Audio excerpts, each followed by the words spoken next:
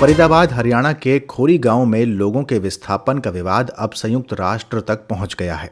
संयुक्त राष्ट्र मानवाधिकार कार्यालय ने भारत से आग्रह किया है कि उसे इस विस्थापन को रोकना चाहिए, क्योंकि इसमें केवल 1 लाख लोग ही शामिल नहीं हैं, बल्कि उनमें 20,000 बच्चे और कई गर्भवती महिलाएं भी शामिल हैं और ये असर उनकी जिंदगियों पर भी पड़ेगा। आपको बता दें कि खोरी गांव अरावली की संरक्षित वन भूमि पर बसा है।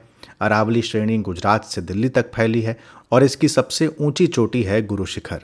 इसी श्रेणी की जमीन पर बसा है खोरी गांव, जहां लोगों ने अवैध कब्जा करके मकान बनाए हुए हैं। जून महीने में सुप्रीम कोर्ट ने कहा था कि अरावली की पहाड़ी और जंगल की जमीन पर जबरन कब्जा करके किया गया निर्माण अवैध है।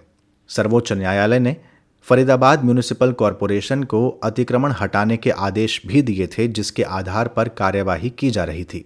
रिपोर्ट्स के मुताबिक हरियाणा सरकार ने फ्लैट्स और वैकल्पिक जमीन देने की बात भी कही, लेकिन गांव वालों को ये स्वीकार्य नहीं है।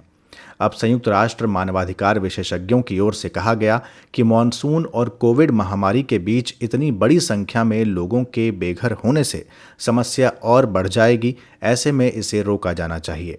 भारत सरकार की ओर से प्रतिक्रिया दी गई कि ऐसे बयान सुप्रीम कोर्ट के खिलाफ अपमानजनक टिप्पणी की तरह हैं और ये चिंताजनक है, क्योंकि किसी भी लोकतांत्रिक समाज में कानून का शासन बनाए रखना ज़्यादा ज़रूरी है।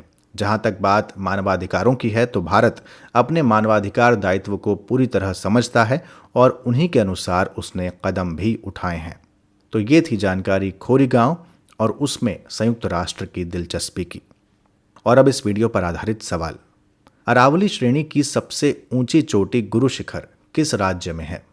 आपके ऑप्शंस हैं ए हरियाणा, बी राजस्थान, सी गुजरात या डी दिल्ली। आप अपने उत्तर हमें कमेंट बॉक्स में दे सकते हैं।